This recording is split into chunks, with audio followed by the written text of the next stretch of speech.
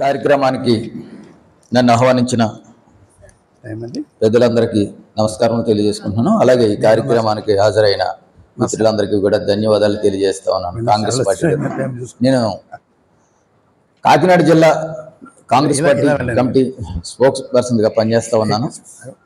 అయితే మిత్రులారా, నేటి అంశం ఏదైతే ఉందో వక్ఫ్ బోర్డు చట్టం నూతనంగా తీసుకొచ్చిన దాని గురించి మనం అందరం మాట్లాడుతూ ఉన్నాం. అయితే 2025 వక్ఫ్ చట్టం, దీనిని అంతకుముందు 1995లో ఒకసారి అమెండ్ చేశారు. తర్వాత దీని నిర్మాణం అయితే స్వాతంత్ర్యానంతరం 1954 సంవత్సరంలో తీసుకురావడం జరిగింది.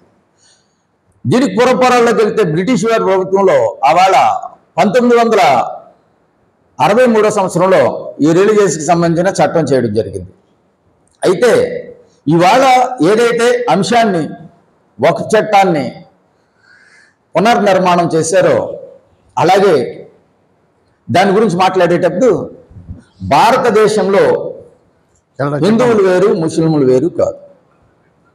ఈ భారతదేశంలో ఉన్న ముస్లింలు 99.9% భారతీయులే. ఇందాక పెద్ద ఆయన వహీద్ గారు చెప్పారు ప్రమాణం, కావాలంటే DNA టెస్ట్ కూడా చేసుకోండి, నిజం అది. వీళ్ళందరూ భారతీయులు, మూలవాసీలు, భారతదేశంలో మనకలాగే పుట్టిన వాళ్ళు. వీళ్ళు ఎవ్వరూ వలస వచ్చిన వారు కాదు. కేవలం మతం మాత్రమే వలస వచ్చింది. 1000వ సంవత్సరంలో వాళ్ళ మొదలు ఎవరైతే ఉన్నారో వాళ్ళు భారతదేశం మీద దండెత్తుకొచ్చినప్పుడు, ఢిల్లీని ఆక్రమించుకున్నప్పుడు, భారతదేశాన్ని 600 సంవత్సరాలు పరిపాలనించినప్పుడు వాళ్ళు ఇనాములు ఇచ్చి అనేక సౌకర్యాలు కల్పించి, మీరు మతం తీసుకోండి, మీకు ఈ ఫెసిలిటీస్ ఇస్తామని చెప్పేసి జరుగుబాటు లేని చాలా మందిని రకరకాల కులాల నుంచి వీళ్ళని అడాప్ట్ చేశారు. రకరకాల కులాల నుంచి కులాల బట్టి వాళ్ళు యూదేకులు గాను, షేకులు గాను, మహమ్మద్లు గాను, హైరారిటీ ఉంది. వాళ్ళ కులాలను బట్టి వాళ్ళకి హైరారిటీగా వాళ్ళకి మతాన్ని ఇవ్వడం జరిగింది. వీళ్ళందరూ మనవాళ్ళే, భారతీయులే. అది మన అందరం, మన ముక్కులు వాళ్ళవి, మన చెవులు వాళ్ళవి, మన రూపాల వాళ్ళవి. మతం మాత్రమే వలస వచ్చింది. ప్రతి ఒక్క భారతీయుడు గుర్తుపెట్టుకోవాల్సిన అవసరం, ఏదైతే వక్ఫ్ చట్టం ఏదైతే ఉందో, ఈ చట్టంలో చేసిన సవరణలు ఏదైతే ఉందో వాటి గురించి ఒకసారి మనం మాట్లాడుకుంటే, కౌన్సిల్ ఆఫ్ వక్ఫ్ బోర్డు ఏదైతే కేంద్రంలో ఉన్న ఒక కౌన్సిల్ ఉందో, కౌన్సిల్ లో కొంతమంది నాన్ ముస్లిమ్స్, అందులో తప్పేలేదు. అలాగే హిందూ చట్టాలకు సంబంధించిన వాటిలోనే ముస్లిమ్స్ ఉన్నారు. మనకు ముస్లిమ్స్ విద్య నేర్పారు మన హిందువులకి, ముస్లిమ్స్ కి మన హిందువులు విద్య నేర్పుతూ ఉన్నారు. ఇన్స్టిట్యూషన్స్ లో ఉండడం అనేది అది తప్పు కాదు. అలాగే మహిళలకి ఆ చట్టంలో కౌన్సిల్ లో స్థానం కల్పించడం చాలా ఆహ్వానించదగ్గ విషయం. కానీ ఏదైతే రైతు చట్టాలు గత ప్రభుత్వం, ఈ ప్రభుత్వం గత గవర్నమెంట్ లో చేసిందో, ఈ గవర్నమెంట్ లో చేసిందో, ఏదైతే 3 చట్టాలు చేసిందో దాన్ని పోలి ఉంది. ఎంక్వైరీ కమిటీస్ ఏదైతే ఉందో వీటి గురించి ఎవరైతే ఈ ఆస్తుల మీద ఎంక్వైరీ ఏదైతే ఉన్నదో అథారిటీ, అది స్టేట్ వక్ఫ్ బోర్డ్స్ నుంచి కలెక్టర్ కి ట్రాన్స్ఫర్ చేస్తున్నారు. ఇందులోనే ద్వంద్వ వైఖరి ఉంది. అంటే ఈ ప్రభుత్వానికి కావలసిన వ్యక్తులకి ఈ ఆస్తుల్ని కట్టబెట్టేదానికి కలెక్టర్స్ కి పవర్స్ ఇచ్చారు. ఇది మార్చాలి. కలెక్టర్ కి పవర్స్ ఇవ్వడం కాదు, బోర్డ్స్ కే పవర్స్ ఇవ్వాలి. అలాగే ఏదైతే చట్టం ఉందో ఈ చట్టాన్ని మార్చినప్పుడు ఈ దేశంలో హిందూ చట్టాలు ఇచ్చారు. అవి కూడా హిందూ రిలీజియస్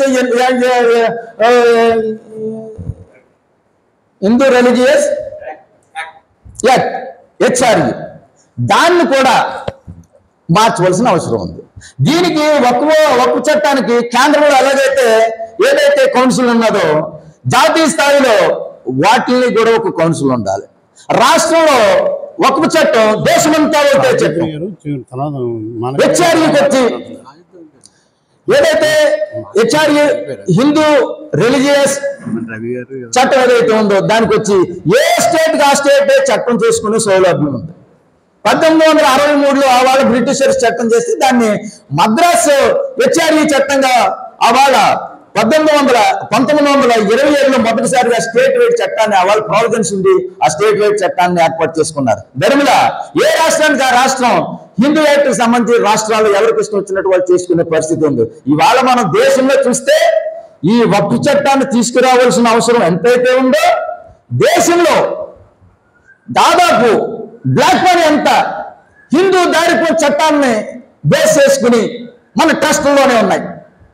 దానికి కారణం ఇన్కమ్ ట్యాక్స్ సంబంధించి 80C అది మార్చాలి. ఎవరో డబ్బు సంపాదించారట, రిస్క్ వచ్చినట్టు ఒక ధార్మిక సంస్థ ఇచ్చేస్తాడట, దానికి ఇన్కమ్ ట్యాక్స్ కట్టక్కర్లేదట, కట్టించుకోవాలి. అంటే వాళ్ళు డబ్బులు దాచుకోవడానికి హిందూ ధార్మిక చట్టాలు ఏదైతే ఉన్నాయో ఆ ట్రస్ట్ లో దాస్తా ఉన్నారు. ఆ ట్రస్ట్ లో దాచి అక్కడ కాపలా ఉంటా ఉన్నారు వీళ్ళు, కొన్ని లక్షల కోట్లు. అది మారాలి.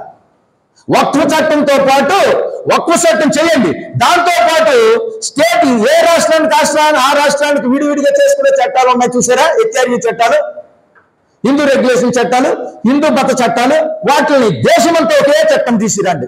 ఏ రాష్ట్రం పడితే ఆ రాష్ట్రంలో హిందూ ధార్మిక చట్టాలు చేసుకోవడానికి వీలు లేదు. ఒకే చట్టం, దేశమంతా ఒకే చట్టం తీసుకురండి, ఒకే హిందూ చట్టం తీసుకురండి, ఒకే హిందూ దేవాలయ చట్టం తీసుకురండి. ఈ 80C ఏదైతే ధార్మిక సంస్థలకు ఎవరైతే డొనేట్ చేసే వాళ్ళు ఉన్నారో వాళ్ళకి 80Cని రద్దు చేయండి. ఆ దానం చేసే దాని మీద కూడా ఇన్కమ్ ట్యాక్స్ ని దాని మీద పెనలైజ్ చేయవలసిన అవసరం ఉంది. అప్పుడు ప్రజలకు చెందవలసిన ఆస్తి ప్రజల దగ్గర ఉంటుంది. ధార్మిక చట్టాలను ఆధారం చేసుకుని ట్రస్టుల్లో కొన్ని లక్షల కోట్లు మునిగిపోయే అవసరం ఉండదు. అలాగే వక్ఫ్ ఆస్తుల్ని దౌర్జన్యంగా వెనక్కి తీసుకునే ముందు ఒకసారి ఆలోచన చేయాలి. దరిద్రంలో ఉన్నారండి ముస్లిం పిల్లలు, అందరూ చదువులేదు, వాడు పెళ్లి చేసుకోవడానికి ఒక వసతి లేదు. నాకు ముస్లిం మిత్రులు ఎంతో మంది ఉన్నారు. ఈ ప్రాపర్టీస్ ని ఒక సోషల్ మైనారిటీ సోషల్ యాక్టివిటీస్కి యూజ్ చేయండి, యూనివర్సిటీస్ పెట్టండి, కాలేజెస్ కట్టండి, వాళ్ళు కమ్యూనిటీస్ ఇవ్వండి, ముఖ్యంగా శ్మశానాలండి. వీళ్ళందరూ అనుకుంటారు, వీళ్ళందరూ భారతదేశంలో ఉన్న మైనారిటీగా ఉన్నారు, హిందువులకు బానిసలు ఏమనుకుంటారు. కాదు, ముస్లింస్ క్రైస్తవులు అందరూ ఆయా కుల పెద్దలకి బానిసలు. బాగా గుర్తుపెట్టుకోవాలి మీరు. వీళ్ళకి ఏమన్నా లేకపోయినా ఒక చర్చికి వీళ్ళు ఎడాప్ట్ అయ్యి ఉండవలసింది. ఎందుకంటే చనిపోయిన తర్వాత వీళ్ళని పెట్టడానికి స్థానం ఉండదండి. ఎంతో దౌర్భాగ్యం అండి. అది ఇండివిజువాలిటీ రావా, అది నిజమైన స్వతంత్రం. నేను చనిపోయినా సరే మా భార్య బిడ్డలు ఎవరు బాధపడరు, వాళ్ళు బానిసత్వం అనుభవించరు, వాళ్ళు ఏడవలసిన వేరే వాళ్ళు కాలు పెట్టుకోవాల్సిన అవసరం లేదు. ప్రభుత్వం మాకు ఎష్యూరెన్స్ ఇస్తుంది, మమ్మల్ని తీసుకెళ్లి ఒక స్థలంలో ఇండివిజువల్ గా ప్రభుత్వం మమ్మల్ని ఖననం చేస్తుంది అనే ధైర్యాన్ని క్రైస్తవులకి ముస్లింకి ఇవ్వాల్సిన అవసరం ఉంది. వాళ్ళ కోసం కేటాయించిన ఎవరైతే దాతలు, వక్ఫ్ మీన్స్ దాత, డొనేట్, ఎవరైతే వక్ఫ్ మీన్స్ డొనేట్ దాతలు ఉన్నారో వాళ్ళు డొనేట్ చేసిన ఈ ఆస్తుల్ని ముస్లింలకి వాళ్ళకి అవసరాల కోసం ఉపయోగించాల్సిన అవసరం ఉంది. అలాగే క్రైస్తవులకి వాళ్ళ ఆస్తులు ఏదైతే వాళ్ళకి కనీస అవసరం చనిపోయిన తర్వాత ఖననం చేసుకునేది చాలా బానిసత్వం. అది ఆ బానిసత్వం వాళ్ళు చనిపోయిన తర్వాత వాళ్ళు పడే ఇబ్బంది కోసం ఆయా చర్చిలకు కానీ మసీదులకు కానీ అడాప్ట్ అయ్యి ఉండి వాళ్ళు చెప్పిన వాళ్ళకి బానిసలుగా ఉండే పరిస్థితి ఉంటుంది. ఈ భారతదేశంలో భారత రాజ్యాంగం డాక్టర్ బిఆర్ అంబేద్కర్ నిర్మాణం చేసిన తర్వాత ఎవరూ బానిస కాదు. కాంగ్రెస్ పార్టీ సమానత్వానికి కట్టుబడి ఉంటుంది, సెక్యులర్ భావాలకు కట్టుబడి ఉంటుంది. కాంగ్రెస్ పార్టీకి ముస్లిం అయినట్టే, జైన్ అయినట్టే, బౌద్ధ అయినా ఒకటే, హిందూ అయినా ఒకటే, ఎవరైనా ఒకటే కాంగ్రెస్ పార్టీకి అందరూ సమానం. ఎవరికి అన్యాయం జరుగుతూ ఉన్నదో, ఎవరైతే పీడింపబడతా ఉన్నారో, ఎవరైతే వెనక్కి నెట్టబడుతూ ఉన్నారో, ఎవరైతే అణచివేయబడతా ఉన్నారో వాళ్ళ కోసం వాళ్ళ తరపున కాంగ్రెస్ పార్టీ పనిచేస్తూ ఉంటుంది. నేను హిందూనే, మరి కాంగ్రెస్ పార్టీలో ఎందుకున్నానంటే కాంగ్రెస్ పార్టీ భావజాలం నాకు నచ్చింది. నాకు క్రైస్తవులు మిత్రులుగా ఉన్నారు, చిన్నప్పటి నుంచి తిన్నాము, పెరిగాము, ఉన్నాము. నాకు అలాగే ముస్లింస్ మిత్రులుగా ఉన్నారు. నేను హిందూని. నేను 10th క్లాస్ లో డ్రాప్ అవుట్ అయిపోతే ఒక క్రిస్టియన్ నన్ను మా హాస్టల్లో సీనియర్ అతను, నేను సీట్ ఇప్పిస్తాను వస్తావా చదువుతావా అని చెప్పేసి అన్నారు. యేసరత్నం గారని CBM కాలేజ్ సీనియర్ అసిస్టెంట్ గా పనిచేస్తున్నారు. ఆయన తీసుకొచ్చారు, నన్ను ఇక్కడ ఇంటర్మీడియట్ చదివించారు. నేను హిందువుని, ఆయన క్రిస్టియన్, ఆయన సహాయం చేశారు. కాబట్టి మీ అందరి ముందు ఇక్కడ నుంచి నిలబడి మాట్లాడగలుగుతున్నాను. మతాలు అనేవి మనం అడాప్ట్ చేసుకున్నవి, అవి వలస వచ్చినవి. మనుషులు మనందరం ఎక్కడోళ్ళమే, భారతీయులమే, మనందరి జీన్స్ ఒకటే. ఈ ఏక ఆలోచనతో ప్రజల ముందు కలిసి ఉండవలసిన అవసరం ఉంది. ఈ సందర్భంగా ఇదే సారాంశాన్ని మీ అందరికీ తెలియజేసేదానికి నాకు అవకాశం ఇచ్చిన పెద్దలకు ధన్యవాదాలు తెలియజేసి సెలవు తీసుకున్నాను. Thank you. ప్రతి చిన్న అంశం రెండు మతాల మధ్య ద్వేషాన్ని రెచ్చగొట్టడానికి ఉపయోగించుకుంటున్నటువంటి తరుణంలో ఒక బాధ్యతగా మన యొక్క అభిప్రాయాలను వ్యక్తం చేయాల్సినటువంటి అవసరం ఉంది అనే భావంతో నేను ఇక్కడికి రావడం జరిగింది. మిత్రులు పెద్దలు మాట్లాడారు. మీరందరూ వక్ఫ్ చట్టం గురించి స్టడీ చేసి ఉంటారు. సయ్యద్ గారు కూడా మాట్లాడారు చాలా విషయాలు.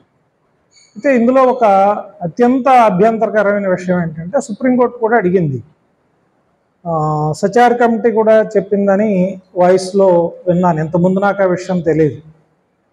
ముస్లిమేతరులను కూడా అందులో సభ్యులుగా ఉండాలి వక్ఫ్ బోర్డులో అనేది. సచార్ కమిటీ రిపోర్ట్ కూడా నేను కూలంకుషంగా చదవడం జరిగింది. మరి 2 దశాబ్దాల కాలంలో సచార్ కమిటీకి ఇంప్లిమెంట్ చేయడానికి కానీ, ఆ ముస్లింల్ని, పేద ముస్లింల్ని పైకి తీసుకురావడానికి కానీ ఎలాంటి చర్యలు ఈ 2 దశాబ్దాల కాలంలో ఏ గవర్నమెంట్లు మారాయో మీకు తెలుసు, ఎవరు పట్టించుకోవాలి. సో ఇవాళ ఇష్యూ వచ్చింది. మరి మైనారిటీ ముస్లిం ఏతరుల్ని సభ్యులుగా చేర్చడం అనేది సుప్రీంకోర్టు అడిగింది. మరి మిగతా మత సంస్థల సొంత విషయాల్లో కూడా మీరు ఇతర మతం వాళ్ళని, మతేతరుల్ని చేరుస్తారా అని. అంటే మరి టీటీడీలో ముస్లింలు క్రైస్తవులు ఉండాలి, లేకపోతే ఒక చర్చి కమిటీలో హిందువులు ముస్లింలు ఉండాలి, ఇది సాధ్యమయ్యే పనేనా అని. బహుశా అది రాజ్యాంగం కోర్టు తేలుస్తుంది. వాళ్ళు ముందు అడిగారు కాబట్టి తర్వాత ఏం తెలుస్తుందో మనకు తెలియదు, కానీ కోర్టు తేలుస్తుంది. ఇక ఇంకొక ముఖ్యమైనటువంటి అంశం ఏంటంటే, బోర్డు నుంచి అధికారం తీసుకెళ్ళి డెసిషన్ కలెక్టర్ చేతిలో పెట్టడం.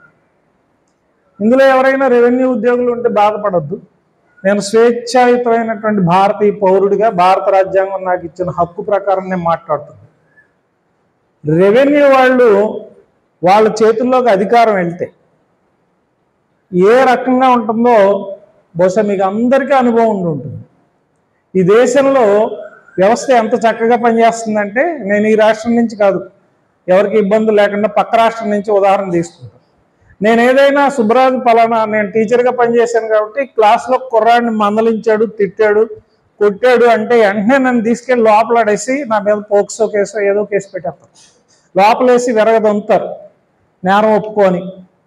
అదే కవిత గారో లేకపోతే కేసీఆర్ గారు కొన్ని వేల కోట్లు చేస్తే వాళ్ళని ఎన్ఐఏ పిలిస్తే, మాకు ఆ పక్కింట్లో కుక్కకి పుట్టినరోజు ఉంది, నాకు ఆ రోజు ఖాళీ లేదు, ఇంకో రోజు వస్తారంటే సరే ఆ రోజు రా అంటారు. ఇది ఈ దేశంలో చట్టాలు అమలు జరిగే తీరు.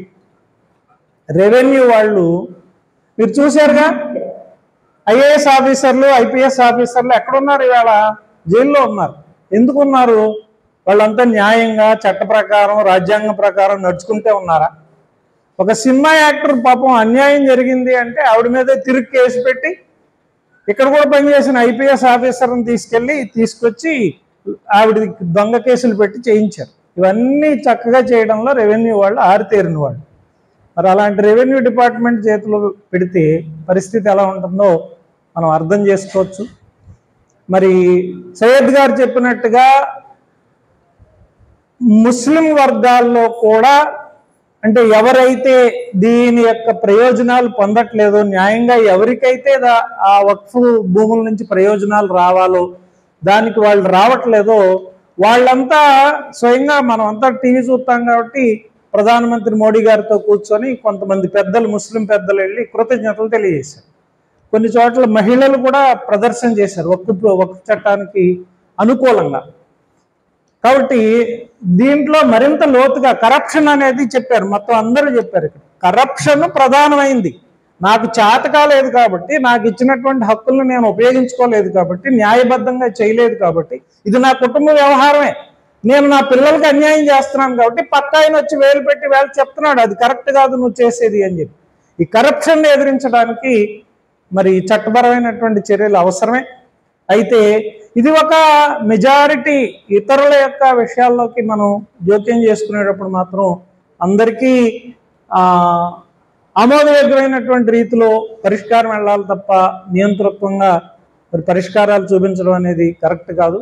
నేను కోరుకునేది ఒకటే, ఒక 40 ఏళ్ళు ఈ దేశంలో టీచర్గా పనిచేశాక అందరి పిల్లలకి ఈ దేశం ఒక లౌకిక రాజ్యం, ఈ దేశంలో మతాలు, కులాలు, వర్గాలు అందరూ అన్నదమ్ముల్లా ఉండాలి అని చెప్పిన ఒక టీచర్గా ప్రతి చిన్న విషయంలో మతాల మధ్యన ఈ కార్పణ్యాలు, కక్షలు పెరగడం అనేది భరించలేనటువంటి బాధతో నేను ఇక్కడ మాట్లాడుతూ ఉన్నాను.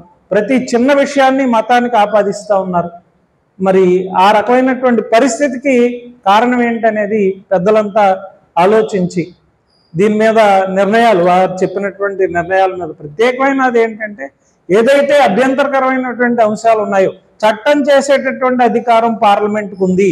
వక్ఫ్ చట్టాన్ని మార్చడం అనేది, అమెండ్మెంట్ తీసుకురావడం అనేది ఇది ఫస్ట్ టైం కాదు. అనేక సందర్భాల్లో సవరణలు వచ్చాయి. ఇప్పుడే ఎందుకు అంత గొడవ వస్తుంది? సో ఆ ప్రభుత్వం దగ్గర పార్లమెంట్కు ఉన్నటువంటి అధికారానికి మనం సవాల్ చేయడానికి లేదు. కానీ మరి అందరికీ ఆమోదయోగ్యమైనటువంటి సవరణలతో వక్ఫ్ భూముల్లోనే ఉన్నాయా అవినీతి? దేవాదాయ ధర్మాదాయ భూములకు సంబంధించినటువంటి వేల ఎకరాలు రైతులు ఎలాంటి శిస్తు చెల్లించకుండా అనుభవించినటువంటి కాలం చాలా కాలం ఉంది. అన్ని చోట్ల ఇది, అన్ని మతాల్లో ఇది ఉంది. అన్ని ఆ పేద ప్రజలకు అందాలి అనేటటువంటి ఉద్దేశం అయితే సరైంది. కానీ ఆ విధానంలో ఉన్నటువంటి లోపాలను సవరించుకొని ఒక ఆమోదయోగ్యమైనటువంటి పరిష్కారం వక్ఫ్ చట్టం ద్వారా తీసుకురావాలని ఈ సందర్భంగా ఈ చర్చ నిర్వహిస్తున్నటువంటి మన రేడియో అలా వారికి, అలాగే ఇక్కడ హాజరైన పెద్దలందరికీ నమస్కారాలు తెలియజేసుకుంటూ సెలవు తీసుకుంటాం. అందరికీ నమస్కారం. నా పేరు శ్రీనివాసరాజు విశ్వనాథపల్లి. సెంట్రల్ గవర్నమెంట్ అడ్వకేట్గా పనిచేస్తున్నాను. ఈరోజు ఉన్నటువంటి ఎజెండా 2025 వక్ఫ్ యాక్ట్ మీద కేంద్ర ప్రభుత్వం తీసుకొచ్చినటువంటి చట్ట సవరణ మీద ఎజెండాగా మనం ఈరోజు చర్చా వేదికగా మాట్లాడుతున్నాం. ముందుగా ఈ దేశంలో 1947లో దేశ విభజన జరిగింది. దేశ విభజన జరిగినప్పుడు పాకిస్తాన్, తూర్పు పాకిస్తాన్గా విడిపోయాం. ఆ దేశంలో ఉన్నటువంటి భూమి, ఆస్తి, స్థిరాస్తులు అన్నీ కూడా వదిలేసి హిందువులు కట్టుబట్టలతోటి ప్రాణం రక్షిస్తూ ఉంటే చాలని బతుకు జీవుడా అనుకుంటూ భారతదేశానికి వచ్చిన వారు లక్షల మంది చనిపోయారు. ఆ భూమి హిందువులు, అక్కడ ఉన్నటువంటి ప్రభుత్వం ఏదైతే ఉందో ఆ భూమిని హిందువులకు అప్పచెప్పలేదు. కానీ ఈ దేశంలో ఏదైతే ఇక్కడ ముస్లిమ్స్ ఎవరైతే ఆ రోజు ఉండాలని, మీరందరూ మన పౌరులే, మనమందరం భారతీయులమే అని చెప్పేసి పెద్దలు అన్నారో వారి ఆస్తులు ఏది కూడా ఎవరు కూడా ముట్టుకోలేదు ఇక్కడ. కానీ 2004లో వక్ఫ్ యాక్ట్ ఏదైతే వచ్చిందో 1913 నుంచి, ఇక్కడ ఇంకొక విషయం కూడా చెప్పుకోవాలి. ఈవెన్ దో పాకిస్తాన్, ఆఫ్ఘనిస్తాన్, వేరే ఇస్లామిక్ కంట్రీస్లో కూడా వక్ఫ్ యాక్ట్ అనేది లేదు, ల్యాండ్ లేదు ఆ పేరు మీద.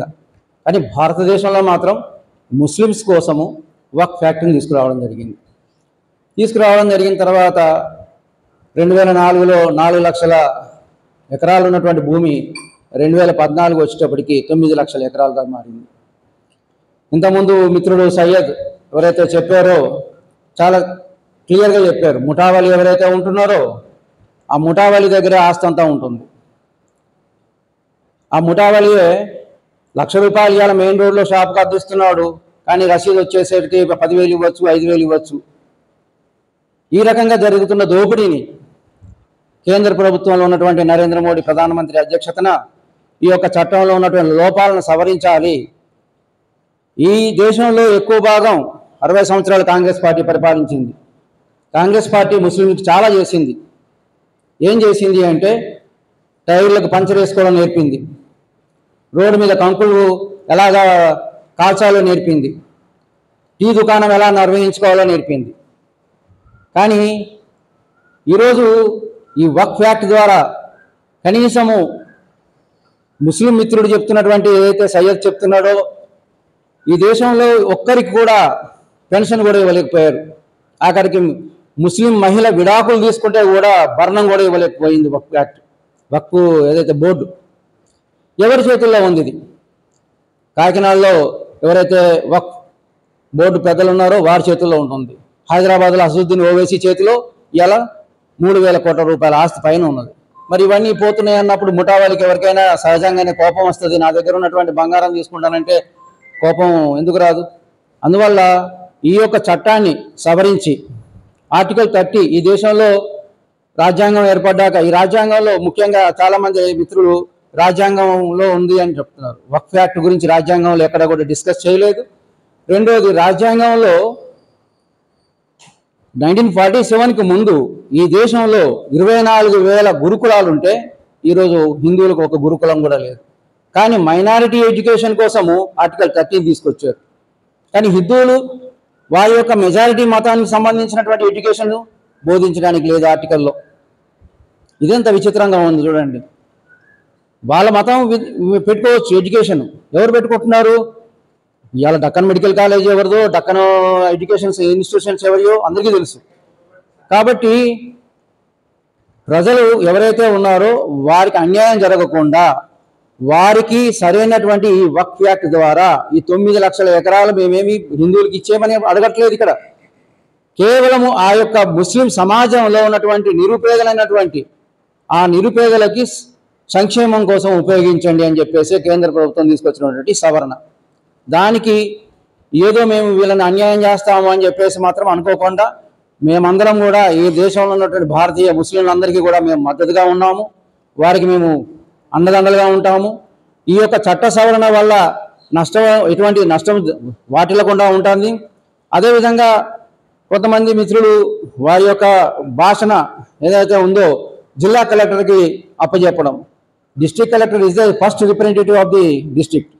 ఫస్ట్ క్లాస్ మేజిస్ట్రేట్ ఆయన ఫస్ట్ క్లాస్ మేజిస్ట్రేట్కి అప్పచెప్పడం వల్ల తప్పే ఉంది. ఈ జిల్లాలో ఉన్నటువంటి ఫస్ట్ క్లాస్ మేజిస్ట్రేట్ ఎగ్జిక్యూటివ్ మేజిస్ట్రేట్కి బాధ్యతలు అప్పచెప్పకుండా కేవలము నీకు వచ్చిన సమస్య ఏదైనా ఉంటే ఏ సమస్య వచ్చినా నువ్వు కలెక్టర్ గారికి పోతున్నావు. అటువంటిప్పుడు కలెక్టర్ గారికి బాధ్యతలు ఎందుకు ఇవ్వకూడదు? కాబట్టి వారి యొక్క మళ్ళా ఆలోచన చేసుకోవాలని చెప్తూ నాకు ఈ అవకాశం ఇచ్చినటువంటి పెద్దలందరికీ కూడా ధన్యవాదాలు తెలియజేస్తూ, మా మిత్రులు పనేంద్ర గారు, మా చెల్లెమ్మ, అదేవిధంగా సంస్థ రేడియో అలా 90.8 FM మన ఊరు మన రేడియో ఈ సంస్థ నుంచి చాలా చక్కటి కార్యక్రమం.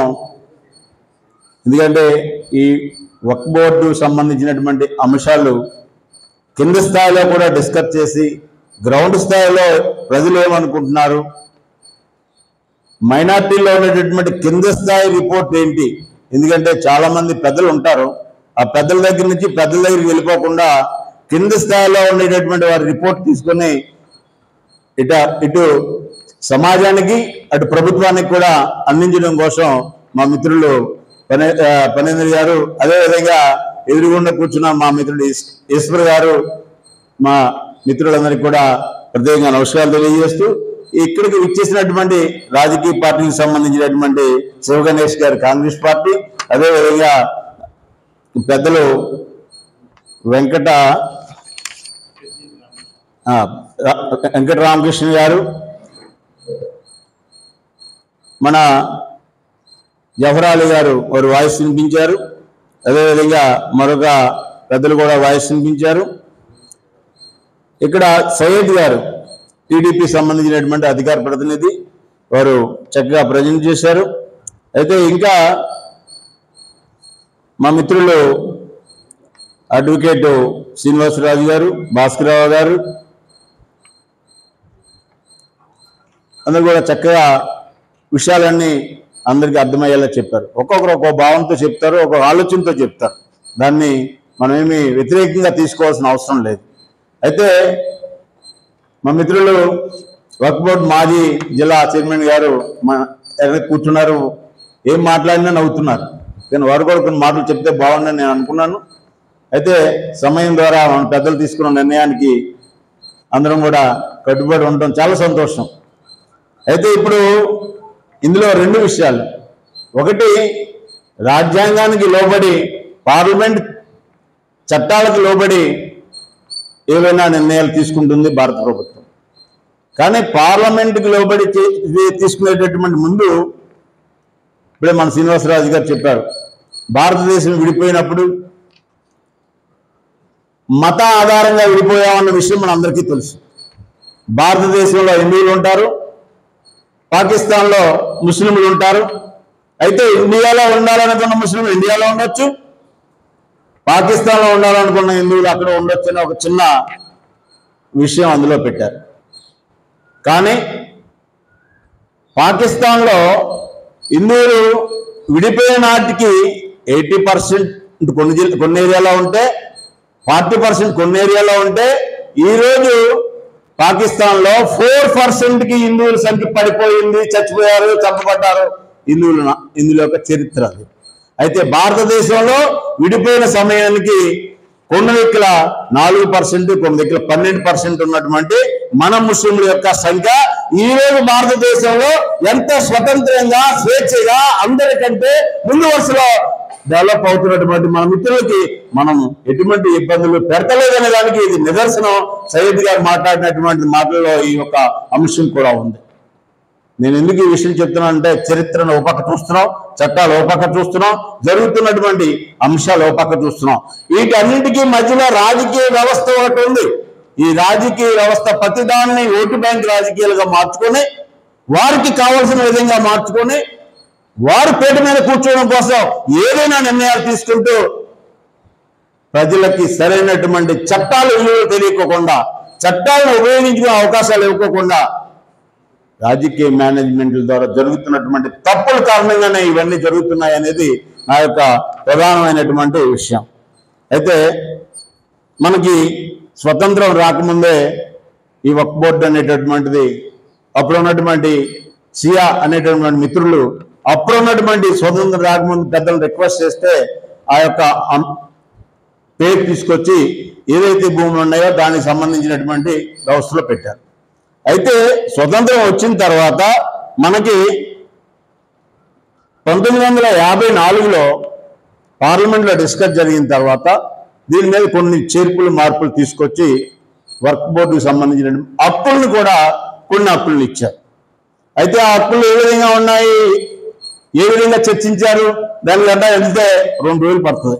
కాబట్టి ఇప్పుడు నేను దాని జోలికి వెళ్ళను. తర్వాత రోజుల్లో జరిగినటువంటిది ఇది ఎప్పుడు జరిగింది, దాదాపుగా పివి నరసింహరావు గారు ప్రెసిడెంట్గా ఉన్నప్పుడు కూడా జరిగినప్పటికీ తర్వాత రోజుల్లో 2013లో కూడా దీని మీద పార్లమెంట్లో చర్చ జరిగింది, సవరణ చేశారు. ఏమి చేశారు, ఏమి అవకాశాలు ఇచ్చారు? ఇప్పుడు మన పెద్దలు చెప్పినటువంటి ఆస్తులను పరిరక్షించడంలో కానీ, ఆస్తుల ద్వారా వచ్చిన ఆదాయాన్ని ఏ విధంగా ఖర్చు పెట్టాలని కానీ, ముస్లింల్లో ఉండేటటువంటి పేద బడుగు వర్గాలకి ఏ విధమైనటువంటి సపోర్ట్ ఇవ్వాలనేటటువంటి అంశాలు ఇందులో లేవండి. కానీ చాలా ప్రమాదమైనటువంటి అంశాన్ని కూడా ఆ రోజు పెట్టడానికి ప్రయత్నం చేశారు. ఆ రోజు కానీ దేశభక్తులు పార్లమెంట్లో అడ్డుకోకపోతే హిందువులు మెజార్టీ వర్గాలైనటువంటి వారు వీధిలో ఏదైనా పండుగ చేసుకోవాలంటే ఆ ప్రాంతంలో ఉన్న ముస్లిం పెద్దల దగ్గరికి వెళ్ళి పర్మిషన్ తెచ్చుకుంటే కానీ వీధిలో సంబరం చేసుకునే దిక్కు లేని హిందువులు గట్టి పెట్టేదనే విషయం ఇవాళ మనం అందరం కూడా చూడవలసిన అవసరం ఉంది. నేను వ్యతిరేకంగా ఎవరికి మాట్లాడతలేదు. పార్లమెంట్ లో జరిగినటువంటి చర్చ అడ్డుకున్నటువంటి దేశభక్తులు ఆ రోజు ఈ చట్టానికి సపోర్ట్ చేసినటువంటి కాంగ్రెస్ పార్టీ యొక్క పెద్దలందరూ కూడా పార్లమెంట్ లో చట్టం తేవాలని ప్రవేశపెట్టారు. ఇదా సమన్యాయం? ఇదా అందరికీ చట్టం? ఇదా అందరికీ ఒకే చట్టం?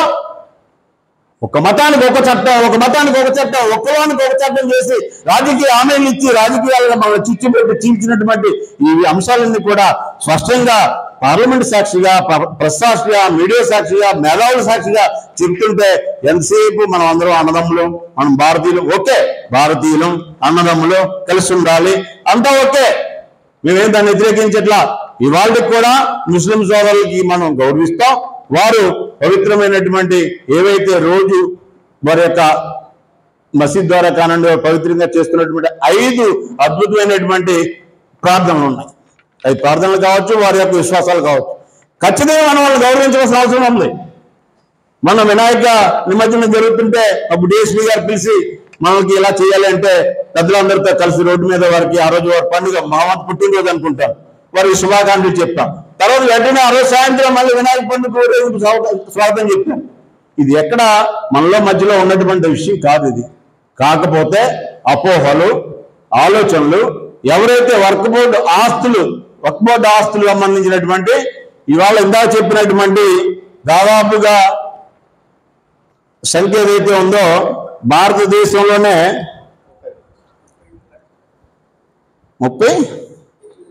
38 లక్షల ఎకరాలు కానివ్వండి, కొన్ని వేల కోట్ల రూపాయల ఆస్తులు ఉండేటటువంటి వక్ఫ్ బిల్ ఏదైతే ఉందో దాన్ని పార్లమెంట్కి తీసుకొచ్చాక చాలా మందికి ఒక 10% ముస్లిం పెద్దలు, నేను చాలా క్లియర్గా చెప్తున్నాను, స్వతంత్రం వచ్చిన దగ్గర నుంచి ఈ రోజు వరకు చాలా వరకు ఇందాక మన సైద్ గారు చెప్పినట్టుగా కింద స్థాయి వారికి తెలియకోకుండా అసలు వర్క్ బోర్డు ముందు నేను 2-3 సార్లు మా మిత్రులతో మాట్లాడాను.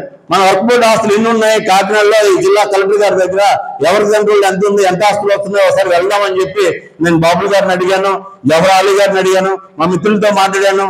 పూర్వం మన పెద్దలు గుడారుగుంట్లో ఉంటారు, ఆయన కూడా వర్క్ బోర్డు మెంబర్గా ఉన్నారు. వాళ్ళందరితో నేను మాట్లాడాను. కాకినాడ జిల్లాలో ఈ ప్రాంతాల ముస్లిం పెద్దలతో నాకున్న పరిచయం చాలా అద్భుతం. ఎందుకంటే మరి అది నేను వ్యక్తిగతంగా లేకపోతే ఇంకో విధంగానే కాదు, కానీ గతంలో కూడా ఎలాంటి విషయాలు కొన్ని వచ్చినప్పుడు కాకినాడలో ముస్లిం పెద్దలతోటి భారతీయ జనతా పార్టీ మైనార్టీ మోర్చా రాష్ట్ర అధ్యక్షులు అబ్దుల్ ఖాన్ గారు వస్తే వైఎంఆర్లో మీటింగ్ పెట్టి పెద్దలందరినీ కూర్చోబెట్టాను. ఎందుకో నాకు ఆ చదువు ఉంది వారి పెద్దలతోటి. నేను ఎక్కడ కూడా ఏది వివేదించను, కానీ చట్టం ప్రకారం మనకున్న రైట్స్ ఏవైతే ఉన్నాయో అవి మాట్లాడతాను. ఎందుకు నేను మాట్లాడతానంటే వారికి ఉండే రైట్లు వారు మాట్లాడాలి, మనకుండే రైట్లు మనం మాట్లాడాలి. ఇవన్నీ చట్టానికి లోబడి ఉంటాయి, చట్టానికి లోబడి ఉన్నటువంటి అంశాలు. ఇవాళ మనం చూసాం, ఈ ఆగస్టు 8వ తేదీ 2024లో ఈ యొక్క వక్ఫ్ బిల్లు సవరణ చేస్తూ పార్లమెంట్లో పెట్టారు. దానికంటే ముందు ఇందా చెప్పారు, ఒక కమిటీ వేశారు, కమిటీ సిఫార్సులు ఉన్నాయని చెప్పి. కానీ ఆ కమిటీ సిఫార్సులు ఒకటి చెప్పిపోతే మన మేధావులు ఏం చేస్తారంటే ఎక్కడో చిన్న లాజిక్ పట్టుకొని తీసుకుంటారు. అందుకనే ఇప్పుడు అది మాట్లాడాలి, దానికి చాలా టైం పడుతుంది. అయితే పార్లమెంట్లో చర్చ జరిగింది. ఎంత చర్చ జరిగిందంటే ఏదో ఒకరోజు 1-2 గంటలు ముగించలేదు. రాత్రి 2 గంటల చిల్లర, ఉదయం స్టార్ట్ అయిన చర్చ రాత్రి 2 గంటలు దాటిన తర్వాత అందరూ మాట్లాడిన తర్వాత, అందరూ ఎవరైతే మన ఓవైసీ గారు కానీ ఎంపీలు కానీ మనకున్న పార్లమెంట్లో సభ్యత్వం ఉన్నటువంటి అందరూ మాట్లాడిన తర్వాత పార్లమెంట్లో పాస్ చేసి రాజ్యసభ పంపించారు. రాజ్యసభలో కూడా మళ్ళీ అదే విధంగా పొద్దున ప్రారంభమైతే రాత్రి 2 గంటల తర్వాత అందరూ మాట్లాడిన తర్వాత అందరూ అభ్యంతరం లేని పరిస్థితిలో రాజ్యసభ నుంచి పాస్ చేసి రాష్ట్రపతి గారికి పంపించారు. రాష్ట్రపతి గారు ముద్ర వేసిన తర్వాత ఆ బిల్లు చట్టంగా మారింది. చట్టంగా మారిన తర్వాత భారతదేశంలో ఎవరు ఏ చట్టాలు చేసినప్పటికీ కూడా ప్రజాస్వామ్యానికి లోబడి భారత పార్లమెంట్కి లోబడి చేస్తామనేది మనకు అందరికీ తెలుసు. అయితే మన మిత్రులు ఎక్కడ ఇబ్బంది పడుతున్నారంటే ఎందుకు చెప్పారు, యూజర్స్ అని చెప్పి. అయితే నేనేమంటానంటే మాల్కొండ ఎవరు చెప్పడానికి మీరు అనుకోవచ్చు, భారత పార్లమెంట్లో జరిగిన చట్టం ద్వారా ఏ ఒక్క ముస్లింకి అంటే ఇందా నేను చెప్పి 10% తీసేయాలి. ఎందుకంటే వాళ్ళు దోపిడీ ద్వారా గత స్వతంత్రం వచ్చిన నుంచి ఈ రోజు నుంచి ఒక్కొక్కరు లక్షలు దాచుకొని ముస్లిం యొక్క పేదలని అభివృద్ధి వైపు రాకుండా అడ్డుకున్నటువంటి వ్యక్తులకు మాత్రమే ఇబ్బంది తప్ప మిగిలిన 90% ఎవరైతే మైనార్టీ సోదరులు ఉన్నారో, మన మిత్రులు ఉన్నారో, ఈ యొక్క సమాజంలో మన యొక్క మిత్రులు, ఈ భారత భూమి మీద పుట్టినటువంటి మిత్రులందరికీ కూడా న్యాయమే జరుగుతుంది అనేటటువంటి విశ్వాసం నేను ప్రకటిస్తున్నాను. ఎందుకు ఈ విషయం అంటే పార్లమెంట్లో వాజ్పేయి గారి టైంలో కూడా ఇలాంటి చర్చలు కొన్ని జరిగాయి. ఆ రోజు పార్లమెంట్లో నేను విన్నాను, రాజ్యసభలో విన్నాను, పార్లమెంట్లో విన్నాను, రోజు కూడా ఈ విషయాల మీద స్టడీ చేస్తున్నాను. అమిత్ షా గారు మాట్లాడారు, ప్రధానమంత్రి గారు మాట్లాడారు, ఈ మైనార్టీ మినిస్టర్ గారు మాట్లాడారు, రియాజ్ గారు మాట్లాడారు. అన్ని ప్రతిపక్షాల వారితో మాట్లాడినప్పుడు కూడా వారికి ఎంత సమయం కావాలంటే అంత సమయం ప్రజెంట్ ఇచ్చారు. ఇంకా కావాలంటే నోట్ ఇవ్వండి అని కూడా అడిగారు, తీసుకున్నారు. అన్ని జరిగిన తర్వాత వారికి ఉండేటటువంటి డౌట్ ఏంటి, ఏవైతే స్వతంత్రం వచ్చిన తర్వాత మనం అనుకునేటటువంటి 2013 తర్వాత మళ్ళీ రివిజన్కి బిల్లు ఇప్పుడు వచ్చింది. దీంట్లో ప్రధానంగా మన పెద్దలు పెట్టింది ఏంటి, గతంలో ఉండేటటువంటి వక్ఫ్ బోర్డు అనేటటువంటి పేరుని ఉమీద్ అనేటటువంటి పేరుకి ట్రాన్స్ఫర్ అయింది. ఇప్పుడు దాని పేరు ఉమీద్. అయితే దీనికి ఉండేటటువంటి ఆస్తుల గురించి కానీ గతంలో ఏమని ఉండేది, ఇప్పుడు ఇందా మనం అనుకున్నాం, ప్రతి జిల్లాకి కలెక్టర్ ప్రథమ పౌరుడు. మనకి ఏ చిన్న ఇబ్బంది వచ్చినా, ఆపద వచ్చినా మొదటిగా కలెక్టర్ గారిని కలుస్తాం. అంటే రెవెన్యూ వ్యవస్థ మీద కొన్ని లోపాలు ఉండొచ్చు కాదన్న, ఆ లోపాలు కూడా రాజకీయ వ్యవస్థల ద్వారా వస్తున్నాయి తప్ప ఐఏఎస్ చదువుకున్న వాళ్ళు, ఐపీఎస్ చదువుకున్న వాళ్ళు కావాలని తప్ప ఎవరు చేస్తే తెలుసు. గతంలో శ్రీలక్ష్మి గారు కానివ్వండి, మరి కొంతమంది ఐఏఎస్ ఆఫీసర్లు ఇవాళ జైల్లో ఉన్నారు, బెయిల్ మీద ఉన్నారు, అనారోగ్యం పాలైపోయింది, కళ్ళు కూడా పనికి రావట్లేదు. కాకపోతే కొంతమంది ముసుకేసుకున్నటువంటి మేధావులు ఎవరైతే ఉన్నారో ఈ భారతీయ సనాతన ధర్మం పట్ల విశ్వాసం లేని వాళ్ళు ఎవరైతే ఉన్నారో, భారతదేశంలో ఉండి పాకిస్తాన్ జిందాబాద్ అనే వాళ్ళు ఎవరైతే ఉన్నారో, నేను ఓపెన్ గా చెప్తున్నాను మిత్రులు, మన తెలంగాణలో అధికార ప్రతినిధి, నేను పాకిస్తాన్ చేయాలంటే మీకు నష్టం ఏంటో అడుగుతున్నారు ఆయన డిబేట్లో. మీరు అనండి, తప్పలేదు, జనం వింటారు కదా, మాకేం అభ్యంతరం లేదు. మీరు అంటే ఇంకొకసారి కూడా అనండి అని చెప్పాను డిబేట్లో. నేను కూర్చున్నప్పుడు ఆయన ఏమన్నారంటే, పాకిస్తాన్ మీకు శత్రువు కావచ్చు, నాకు శత్రువు కాదు కదా, నేను జిందాబాద్ చేస్తే మీకు నష్టం ఏంటి అన్నారు. అది ఆ విధంగా నేను కూడా అదే డిబేట్లో ఏమన్నానంటే, ఓకే బ్రదర్, నేను మీకు వ్యక్తిగత విషయానికి నేను అడ్డురాను, మీరు ఇంకోసారి చెప్పండి అన్నాను. చెప్పారు కూడా. అయితే ఇదే అంశాల మీద పశ్చిమ బెంగాల్లో ముఖ్యమంత్రి మమతా బెనర్జీ గారు ఏం మాట్లాడుతున్నారు ఒక్కసారి గమనించండి. ఎందుకంటే మన చుట్టూగా ఉన్నది, కాకినాడలో ఉన్నది, లేకపోతే మన సామర్థ్యంలో ఉన్నది, రామారావుపేటలో ఉంది, గాంధీనగర్లో ఉంది, జగన్నాథ్లో ఉంది, రావణపేటలో ఉంది, లేకపోతే మన పనేంద్ర గారి దగ్గర ఉంది, ఈశ్వరరావు దగ్గర ఉంది కాదు. ఇక్కడ బెంగాల్ ముఖ్యమంత్రి ఏం చెప్తున్నారు, చాలా దారుణమైనటువంటి మాటలు మాట్లాడుతున్నారు. మన ఎన్నికల్లో మాత్రం దుర్గమ్మ అష్టసూత్రం మైకి తీసుకుని దంచేసింది, నేను హిందువునే అని. హిందువు అనేది కాదు ఇప్పుడు. ఇక్కడ హిందువులు ఉంటారు, ముస్లింలు ఉంటారు, క్రైస్తవులు ఉంటారు, అందరూ మన యొక్క మిత్రులే. కాకపోతే ఇష్టారాజ్యంగా బిల్లు ప్రవేశపెడితే మా రాష్ట్రంలో ఇంప్లిమెంట్ చెయ్యను ఒక ముఖ్యమంత్రిగా మాట్లాడుతున్నాం. అదేవిధంగా మనకి ఢిల్లీలో ఆ మధ్యకాలంలో కొంత ఏరియా, పెద్ద ఏరియా వాళ్ళందరూ కూడా ర్యాలీ నిర్వహించారు. ఎందుకు నిర్వహించారంటే, ఇక్కడ మా ఆస్తులకు రక్షణ లేదు, మాకు రక్షణ లేదు, మమ్మల్ని తీసుకెళ్లి యూపీలో కలపండి, ముఖ్యమంత్రి మమ్మల్ని కాపాడతారని ఢిల్లీలో ఊరేగింపు చేస్తున్నారు. హైదరాబాద్ పరిస్థితి ఏంటి? 208 మంది పాకిస్తాన్ ఏజెంట్లు హైదరాబాద్ సిటీలో ఉన్నారని నిన్న మధ్యాహ్నం నుంచి మిలిటరీ పోలీసు వ్యవస్థ అంతా అక్కడ కూర్చొని ఉంది. 27వ తేదీ టైం ఇచ్చారు, వెళ్ళిపోతే మేము మీద కేసులు బుక్ చేస్తామని చెప్తున్నారు. అంటే ఎక్కడ ఏం జరిగినప్పుడు కూడా దీని వెనకాల ఉండేటువంటి పరిస్థితి. ఇంకొక విషయం మిత్రులు, మళ్ళీ ఇది మీకు మన రాహుల్ గాంధీ గారు యువ నాయకులు వాళ్ళ బావగారు ఏంటండి, రాబర్ట్ గారు, వారు నిన్న ఏమన్నారు తెలుసండి ఈ బిల్లు మీద? ఎంత దారుణం అంటే, కనీసం ఇప్పుడు మన రేవంత్ రెడ్డి గారిని అభినందించవచ్చండి. రాత్రి మాట్లాడుతూ ఇందిరా గాంధీ ఆమె దుర్గాదేవి అని పోయాడు వాజ్పేయి గారు అని చెప్పారు. ఆ రోజు ఆమె తీసుకున్న నిర్ణయానికి దుర్గాదేవి అని చెప్పి పార్లమెంట్ లో చెప్పారు వాజ్పేయి గారు. అది కట్టుబడి ఉంటాయి ఇవాళ కూడా. కానీ నిర్ణయం ప్రకారం ఆ రోజు చెప్పాం. తర్వాత జరిగినటువంటి విషయాలు కూడా గుర్తు చేస్తున్నాం కదా. మరి రేవంత్ రెడ్డి గారు చెప్పినటువంటి ధైర్యంగా ఆ మాట, మేము ఆ రోజు ఇందిరా గాంధీ గారిని దుర్గాబాయి అన్నారు, అందుకే ఆ విధంగా దుర్గాబాయి లాగా మేము ప్రభుత్వానికి అండగా ఉంటాం అనే విషయాలు అని చెప్పి ఓవైసీ గారు, రేవంత్ రెడ్డి గారు చాలా స్పష్టంగా మగవాడం లేకుండా చెప్పారు. ఆ విధంగా కొన్ని ఏరియాలు, మహారాష్ట్రలో కొన్ని ఏరియాలు ఊర్లకు ఊర్లు ఒక్కబెట్టని రాస్తారు. అంటే దీంట్లో పాత చట్టంలో ఉన్నది ఏంటంటే చాలా సున్నితమైనటువంటి విషయాలు ఇవి. కాకినాడలో డాల్ఫిన్ కాలనీలో నేను నివసిస్తున్నాను. మా నాన్నగారు ఎప్పుడు 94లో సైట్ కొన్నారు. నేను రిజిస్ట్రేషన్కి వెళ్తే, అయ్యా ఈ రిజిస్ట్రేషన్ నెంబర్లో సూచనలు ఉన్నాయి, మీకు ఇల్లు లేదని చెప్తుంది.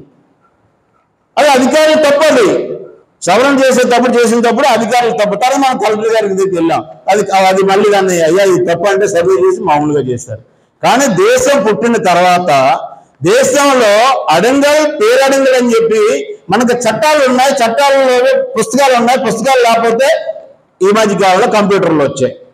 ప్రతి పంచాయతీలో కూడా అడంగల్ పేరడంగల్ అనే వ్యవస్థ ఏదైతే ఉందో దాన్ని ఆధారంగానే వర్క్బట్ భూములని, దేవాలయ భూములని, ఇనాం భూములని, ఇవాళ మనకు స్వతంత్రం రాకముందు రాజ్యం పరిపాలించినప్పుడు రాజ్యాలు ఉన్నప్పుడు ఇనాములు ఉంటాయి. ఇనాముల నుంచి డాక్యుమెంట్ వస్తుంది, అడంగల్ నుంచి డాక్యుమెంట్ వస్తుంది, పేరడంగల్ నుంచి డాక్యుమెంట్ వస్తుంది. ఇవాళ భారతదేశంలో మీరు ఏ ప్రాంతంలో మీకు రికార్డు కావాలో చెప్పండి, నేను తీసుకొస్తాను. భూమి పుట్టింది, ఏ రోజు పుట్టింది, ఎవరి పేరు నేను పుట్టింది, గవర్నమెంట్ పరిధిలో ఉందా, శ్మశాన పరిధిలో ఉందా, వంక పరిధిలో ఉందా, వాగు పరిధిలో ఉందా, అడవుల పరిధిలో ఉన్నాయా, నేను తీసుకొస్తాను రికార్డు. రికార్డు లేదని చెప్పడానికి మన ఎవరు? పోనీ ఇంత చెప్పేటటువంటి వ్యక్తులు రామ మందిర నిర్మాణం చేపడుతుంటే మీకు రికార్డు లేదు, ఆధారాలు లేవు అని 500 సంవత్సరాలు ఆఫ్ చేసింది ఎవరండి? రాముడి రాజ్యంలో రాముడు పుట్టిన గడ్డ మీద ఈ ఊర్లో పుట్టాడని మనం అందరం కూడా వీళ్ళు దండాలు పెట్టుకుంటుంటే అక్కడ మాత్రం రికార్డు కావాలి. అక్కడ మాత్రం ఎందుకు రికార్డు కావాలి?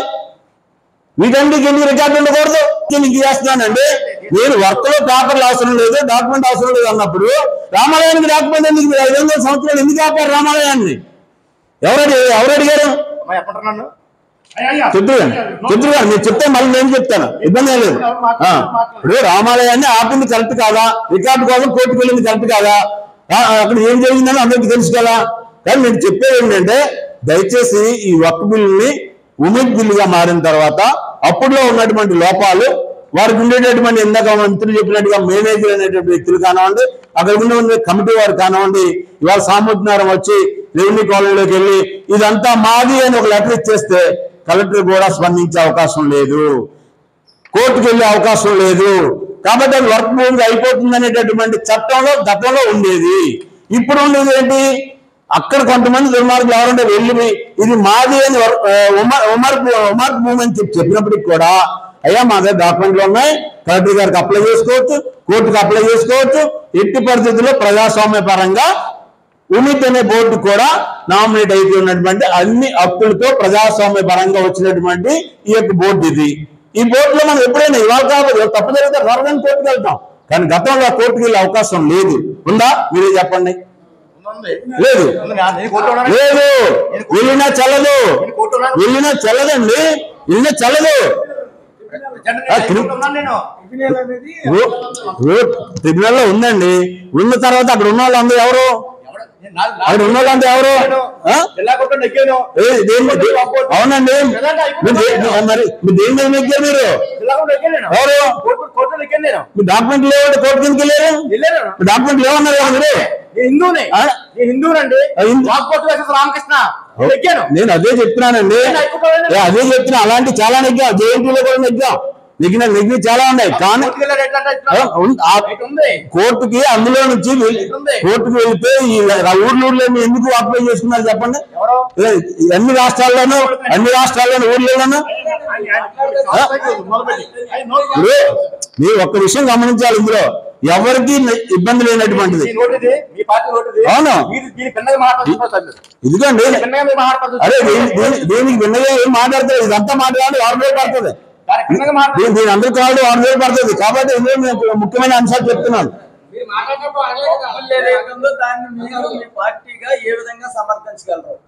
బ్రదర్ నేను అదే చెప్తున్నాను బ్రదర్. ఇప్పుడు మా పార్టీ అనేటటువంటిది ఇవాళ మనం అందరం కూడా పార్టీలకు అతీతంగా వర్క్ బోర్డు ఏదైతే పెట్టారో, గతంలో వర్క్ బిల్ బోర్డు ఏదైతే ఉందో దాంట్లో ఉన్నటువంటి తప్పిదాలు, ఇప్పుడు వచ్చిన ఉమీద్ అనేటటువంటి సవరణ ద్వారా వచ్చినటువంటి బిల్లులో ఉన్నటువంటి ప్రజాస్వామ్యానికి అనుకూలంగా ఉన్నటువంటి అంశాలు, ఈ రెండే విషయాల మీద ప్రజలందరినీ కూడా మనం అవేర్నెస్ తీసుకొచ్చి ఎక్కడైతే తప్పు జరుగుతుందో, ఇందాక అన్నారు కాలేజీలు పెడదాము లేకపోతే హాస్పిటల్ పెడదామని చెప్పి, తప్పనిసరిగా నేను ఏమంటానంటే ఇలాంటి వ్యవస్థల్లో ప్రభుత్వం అనేది ఆ యొక్క సమస్యల పరిష్కారం కాకపోతే ప్రభుత్వ ఇన్వాల్వ్మెంట్ అవుతుంది తప్ప డైరెక్ట్ గా ప్రభుత్వ ఇన్వాల్వ్మెంట్ అవ్వదు. ఎందుకు కావాలంటే వాళ్ళు కొన్ని కమిటీలు ఉన్నాయి, ఆ మెంబర్లు ఉన్నారు, చైర్మన్లు ఉన్నారు, వాళ్ళు మాట్లాడి అవునటువంటి పరిస్థితుల్లో అప్పీల్ చేసుకున్నప్పుడు ప్రభుత్వం దగ్గరికి వచ్చినప్పుడు ప్రభుత్వం ఇన్వాల్వ్మెంట్ అవుతుంది. ఆ విధంగా మనం అందరం కూడా కావాల్సినటువంటి అవకాశాలు వాళ్ళకి ఇవ్వాలి. దీని మీద ఉండేటటువంటి ప్రతి ఎకరాకు కూడా ఏమంటున్నారంటే, ఇప్పుడు మనం పెద్దలు చెప్పేది ఒకటే, అయ్యా ఇంత 38 లక్షల ఎకరాలు ఉంటే సంవత్సరానికి ఎంత ఆదాయం వస్తుంది, ఆ వచ్చిన ఆదాయము ఆడిట్ జరిగిందా, ఎవరి అకౌంట్ లో ఉంది, ఎంత ఖర్చు పెట్టారు, ఎవరి ద్వారా లెక్క చెప్తారు, ఇవాళ మీరేమో బాధ్యత తీసుకుని దాన్ని ఏమైనా ఆడిట్ ఇప్పిస్తారా? ఇప్పించండి.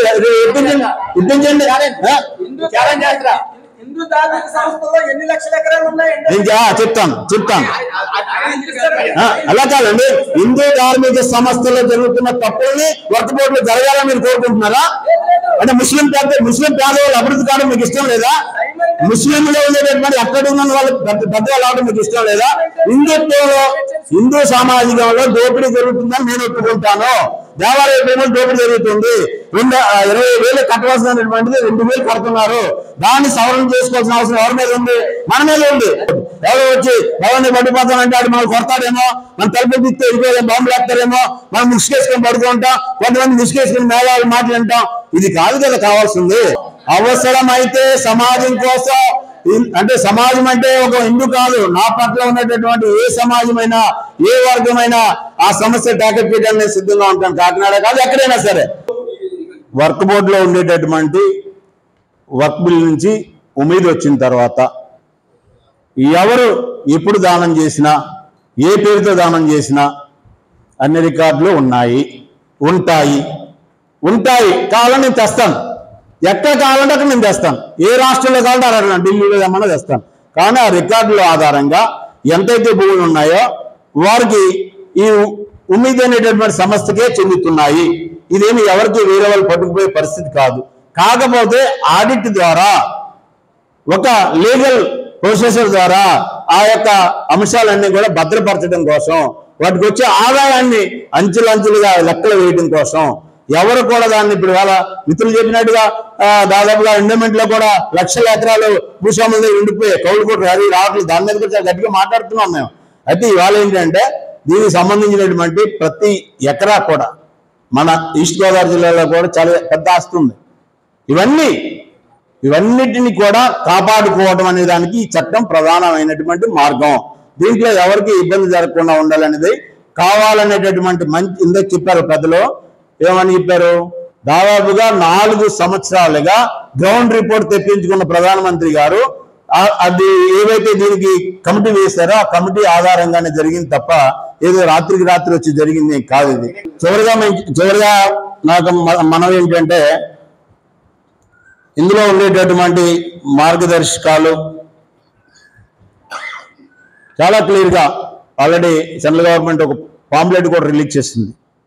దీనికి సంబంధించినటువంటి ప్రతి ప్రాంతానికి కూడా వెళ్ళి విషయాలని స్పష్టంగా చెప్పాలనేటటువంటి ఆలోచనతో మనమందరం కూడా ఇవాళ పరిస్థితులకి ఏ విధమైనటువంటి పరిస్థితులు ఉన్నాయంటే సున్నితమైనటువంటి పరిస్థితులు. ఎక్కడ ఏం మాట్లాడినా ఎవరు ఎక్కడ అగ్గడి అంటిస్తారో తెలియనటువంటి పరిస్థితి. అంటే ఇక్కడ మాట్లాడేది ఒకటి, బయట అంటించేది ఒకటి. దానికి ఎవరు బలవకూడదు. అందుకని మనం కూడా ఓపికగా ఈ యొక్క అంశాలని చర్చల ద్వారా ముందుకు తీసుకెళ్ళుకొని ప్రభుత్వానికి మద్దతుగా ఉండేటటువంటి అంశాలు ఏవైతే ఉన్నాయో దానికి మనం ప్రయత్నం చేద్దాం. ఈ చట్టంలో ఉండేటటువంటి అనేక అంశాలు, ఒకటి క్రమబద్ధీకరణ, రెండోది ఒక యాప్ ద్వారా మొత్తం యాప్లో భద్రపరచడం, లీగలాలిటీకి తీసుకురావడం, ఆడిట్ వ్యవస్థను తీసుకురావడం, ఆ కమిటీలో ఉండేటటువంటి ఇందాక చెప్పినట్టుగా ఎవరైతే అందులో ఉండేటటువంటి 4-5 సబ్ కాస్ట్లు ఏవైతే ఉన్నాయో ఈ విషయాలు ఎవరికైతే తెలియదని ఇందాక మనం అనుకున్నామో వాళ్ళందరికీ కూడా పెద్దపీట వేసి ఆ కమిటీలో కూర్చోబెట్టడం, అందులో 2 మహిళలను కూర్చోబెట్టడం, మిగిలినటువంటి వాళ్ళు మేధావులైనటువంటి వారు 2 వారికి ఏమి రైట్స్ ఉండవు చెప్పారు ఆల్రెడీ. ఎందుకంటే ప్రతి కమిటీలోనూ ఒక ప్రత్యేక ఆహ్వానితులను అంటారు, దిష్టి బొమ్మలు అంటారు వాళ్ళని ఒక విధంగా చెప్పాలంటే. అది వాళ్ళకి ఓటు ఉండదు, ఏముండదు. కాకపోతే జరుగుతున్నటువంటి సందర్భంగా ఏదైనా కీలక అంశాలు వస్తే ఒపీనియన్ మాత్రమే తీసుకుంటారు. ఆ విధమైనటువంటి పరిస్థితుల్లో పెద్దలందరూ తీసుకున్న నిర్ణయం ఇది. దయచేసి మనం దీని మీద ఒక మంచి ఆలోచనతో ముందుకెళ్లాలని చెప్పి కోరుకుంటూ, ఇది దేవాలయాల ఆధారంగా పుట్టినటువంటి ఎండోమెంటు, సమస్యల ఆధారంగా భూరక్షణ ఆధారంగా పుట్టినటువంటి వక్ఫ్ ఈనాటి ఉమ్మీద్. దాన్ని ఒక విధంగా పోల్చొద్దు. ఎందుకంటే పొల్యూషన్ బోర్డు ఉంటుంది, డెవలప్మెంట్ బోర్డు ఉంటుంది, బోర్డులు చాలా ఉంటాయి. ఇది ఒక బోర్డు, ఇది ఆస్తుల పరిరక్షణ కోసం వచ్చినటువంటిది. అది మసీదుకి సంబంధించింది కావచ్చు, లేకపోతే భూస్వాములకు సంబంధించి కావచ్చు, ఎస్టేట్కి సంబంధించింది కావచ్చు. ఈ బోర్డులో చిన్న డిఫరెన్స్ ఉంది. కాబట్టి ఏంటంటే ఎండోమెంట్ యాక్ట్కిను ఈ యొక్క యాక్ట్కి పోల్చి ఇప్పుడు చూడటం అనేది కూడా మనం ఒకసారి అధ్యయనం చేసుకున్నాం. ఈ అవకాశం ఇచ్చినటువంటి మీకు అందరికి కూడా ప్రత్యేకమైన ధన్యవాదాలు తెలియజేసుకుంటున్నాను. భారత్ మాతా కీ, భారత్ మాతా కీ, మాతరం మాతరం మాతరం మాతరం. ఈ వక్ఫ్ బోర్డు బిల్లు ఒక ముస్లింగా నేనైతే ఇందులో జరిగిన కొన్ని సవరణలని ఖండిస్తున్నాను. ఎందుకంటే ఈ బిల్లులో సవరణలు చేయటం తప్పని నేను అన్ను. కానీ అన్నీ కూడా సవరణలన్నీ కూడా ఎవరికి కూడా అనుకూలంగా ఉండవు. కానీ కొన్ని ఇబ్బందికరమైన అంశాలు ఉన్నాయి. అందులో ముందుగా రామకృష్ణ గారు అనుకుంటాను సారు రిప్రజెంట్ చేశారు, ప్రజెంటేషన్ ఇచ్చారు. అవన్నీ ఇబ్బందికరమైన అంశాలే. ఎందుకంటే ఇబ్బంది లేకపోతే ఈ భారతదేశంలో 20 కోట్ల మంది ముస్లిమ్స్ ఉన్నారు. వాళ్ళు భార్యా పిల్లలతోటి రోడ్డెక్కే పరిస్థితి రాదు. వచ్చింది అంటే డెఫినెట్గా ఇందులో కొన్ని ఇబ్బందికరమైన అంశాలు ఉన్నాయి. ఇప్పుడు ఇందాక సయ్యద్ గారు చెప్పారు, కొన్ని భూములు కొంతమంది ముతవల్లీల దగ్గర ఉండి వక్ఫ్ ఇచ్చిన ప్రకారం పేదలకి డిస్ట్రిబ్యూట్ అవుతలేదు ఆ వచ్చే రెవెన్యూ అని చెప్పేసి అన్నారు. అది కూడా లోపాలు ఉన్నాయి, కాదని నేను అన్నాను. కానీ అసలు భూమే మీది కాదు అంటే ఇబ్బంది కదా, ఎవరికైనా ఇబ్బందే. అంటే అందులో ఫస్ట్ అమెండ్మెంట్ ఏంటంటే ఈ భూమిని మీదనే నిరూపించుకోండి అంటున్నారు.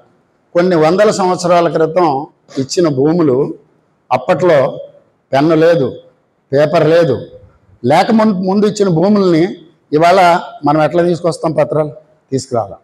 అందుకే చంద్రబాబు నాయుడు గారు ఏం చేశారంటే ఈ అంశం మీద జాయింట్ పార్లమెంటరీ యాక్షన్ కమిటీ అని ఒక కమిటీ వేశారు, జేపీసీ వేసి దీని మీద చర్చ జరిపారు. 15,000 మంది విజయవాడలో మేధావులతో చర్చ జరిపారు. జరిపిన తర్వాత ఒక 4 అమెండ్మెంట్స్ పార్లమెంట్లో పెట్టడం జరిగింది. అందులో వర్క్ బై యూజర్ ఉంది కదా, దాన్ని ఆయన ఏం చెప్పారంటే పత్రాలు లేనట్లు ఇప్పుడు ఏ అయితే వివాదంలో ఉన్నాయో వాటికి మాత్రమే పత్రాలు చూపించాలి, వివాదంలో లేనట్లుగా అవసరం లేదన్నారు. ఈ విషయాన్ని పార్లమెంట్లో కూడా డిబేట్ చేశారు ఎంపీలు, టీడీపీ ఎంపీలు.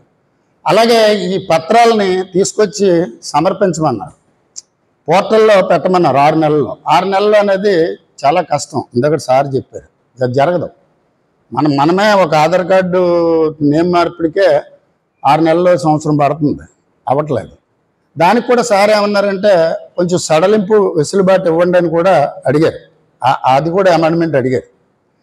అలాగే ఇప్పుడు హిందూ ధర్మాదాయ దేవాదాయ శాఖలు ఉన్నాయి, అందులో వేయరు ఎవరిని, అన్ని మతస్థులను వేయరు.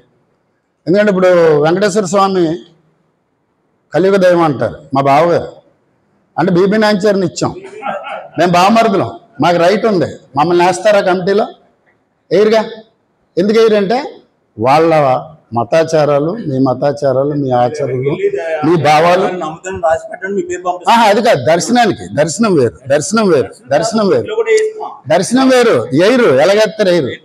అలాగే ఇప్పుడు భద్రాచలం ఉంది, భద్రాచలంలో రాముల వారు ఉన్నారు, రాముల వారు గుడి కట్టమని ఎవరికి చెప్పారు? మీకు చెప్పలా, తానిష గారికి చెప్పారు. చెబితే ఆయన గుడి కట్టించాడు, ఆయన ముత్యాల తలంబరాలు కూడా పంపేవాడు. ఆయన చూడాలని, వాళ్ళ కళ్యాణం అన్ని మతస్థులు చూడాలని బయటకు తీసుకొచ్చి కళ్యాణం చేస్తారు. ఆ గుళ్ళో మమ్మల్ని వేస్తారా? చెప్పారు కదా ఆయన చెప్పారు. అదే ఆయనకే దర్శనం ఇచ్చాడు, కానీ మీకు దర్శనం అవ్వాలా, నాకు దర్శనం అవ్వాలా? ఆయన ఇచ్చింది ముస్లింకే దర్శనం, కానిస్తా గారు. అన్న నేను చెప్పింది, నేను క్రిటిసైజ్ చేయట్లా, నేను ఇక్కడ క్రిటిసైజ్ చేయట్లా. నేను చెప్పేది ఏంటంటే మీకు మాకు ప్రతి చోట లింకప్ ఉంది, ఉన్నా కూడా మీ దాంట్లో మమ్మల్ని వేస్తారా? వేయరు. అలాగే మా దాంట్లో కూడా మీరు మిమ్మల్ని వేస్తానంటాం ఎంతవరకు సమంజసం అనేది మీరు కూడా ఆలోచించండి. నేను చెప్పేది అన్ని మతస్థులను వేస్తానన్నారు, టెక్నికల్గా నేను చెప్పేది అంతే. ముస్లింల దాంట్లో ముస్లింలను వేయాలి, మీరు వేయండి. అంటే అక్కడ ఏమవుతుందంటే ముస్లిం సమాజాన్ని అవినీతి సమాజం కింద, ముస్లిం సమాజం మీద నమ్మకం లేనట్టు ఉంటుంది కదా. అన్ని మతస్థులను తీసుకొచ్చి మా బోర్డులు వేస్తే మరి మేము నీతిగా బతుకుతున్నట్టు లేదే, మేము అవినీతి పరుల కింద చిత్రీకరించినట్టు కదా. మరి ఆ అంశాన్ని కూడా మనం పరిశీలించాలి. అలాగే ఏంటంటే రాష్ట్రాలకి కలెక్టర్కి అధికారం ఇచ్చారన్నారు. కలెక్టర్కి అధికారం ఇవ్వడం తప్పు కాదు, కలెక్టర్ ఇప్పుడు సుప్రీమే, కాదని ఎవరు అనరు. కానీ కలెక్టర్ అంటే గవర్నమెంట్. దీనికి సపరేట్గా ఇదివరకు కమిషనర్స్ ఉండేవారు, సర్వే కమిషనర్ ఆధ్వర్యంలో సర్వే జరిపి ఎక్కడైనా భూ వివాదం ఉంటే దాన్ని కమిషనరేట్ పరిధిలో ట్రిబ్యునల్కి వెళ్ళేది. ఇప్పుడు అట్లా లేదు, ఇప్పుడు కలెక్టర్ గారు పరిష్కరిస్తారు. దానికి కూడా చంద్రబాబు నాయుడు గారు అమెండ్మెంట్ చేయించారు. ఎందుకంటే ఏ రాష్ట్రాల్లో ఆ రాష్ట్రాల్లో కలెక్టర్ కంటే ఉన్నతమైన అధికారిని వేసి అవి ఏమైనా సమస్యలు ఉంటే పరిష్కరించండి అని. కానీ ఇప్పుడు మన అన్న చెప్పినట్టు కొంతమందికి ఒక చట్టం వల్ల లాభం ఉంటుంది, నష్టం ఉంటుంది, ఓవరాల్గా ఆలోచించాలి. కానీ బీజేపీ ప్రభుత్వం అంటే కేంద్రంలో ఎన్డీఏ, మేము కూడా అందులోనే ఉన్నాం.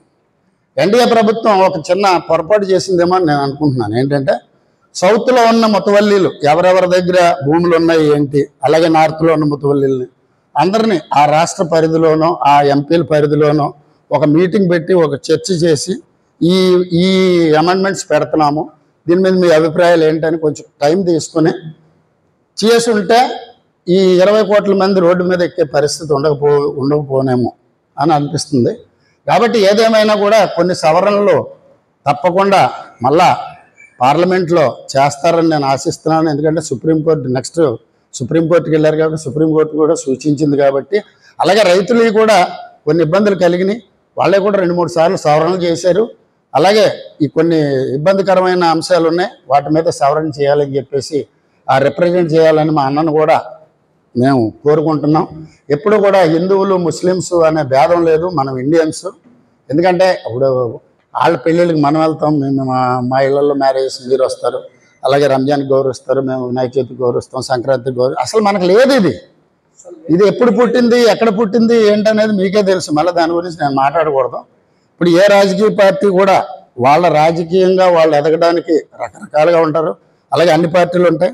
అన్ని పార్టీల్లో కూడా ఏదో ఒక మైనస్ ప్లస్ ఉంటుంది. కానీ మనం ఇక్కడ ఏంటంటే మనం అందరం భారతీయులు అనేది చూసుకుని మనకైతే ఇబ్బంది లేకుండా ఎవరికి ఏ రకమైన చట్టం వల్ల కూడా ఇబ్బంది లేకుండా జరగాలని చెప్పి కోరుకుంటూ అవకాశం ఇచ్చింది అందరినీ కూడా మరొకసారి ధన్యవాదాలు తెలియజేసుకుంటున్నాను. ఈ వక్ఫ్ చట్టం యొక్క సవరణ బిల్లు గురించి ఇప్పుడు దేశమంతా కూడా చర్చ జరుగుతోంది. ఈ వక్ఫ్ చట్టం దీని యొక్క ఆరిజిన్ 1913 సంవత్సరంలో ఉందని, తర్వాత దాంట్లో మార్పులు ప్రధానంగా 1923, 1954, 1995లో జరిగాయి. వీటిని ప్రభుత్వ పర్యవేక్షణలో ఎంతవరకు ఉంచారు అనే విషయం మీద ఈ 2025లో జరిగినటువంటి ఈ చట్టం తెలియజేస్తుంది. ఈ వక్ఫ్ చట్టం ప్రకారం పూర్వం ఉన్న పరిస్థితుల్లో ముస్లిం మహిళలకు స్థానం లేదు. ముస్లిం మహిళలకు ప్రత్యేకంగా స్థానం కల్పించాలని, ముస్లిమేతరుడు కులాలని ఈ చట్టం యొక్క సవరణ తెలియజేస్తుంది. తర్వాత ఈ చట్టం యొక్క ఆస్తుల యొక్క పర్యవేక్షణ, దానికి సంబంధించిన ఆదాయ వ్యయాలని ఆడిట్ చేయడానికి కాగ్ పరిధిలో కూడా తీసుకురావడం జరుగుతుంది.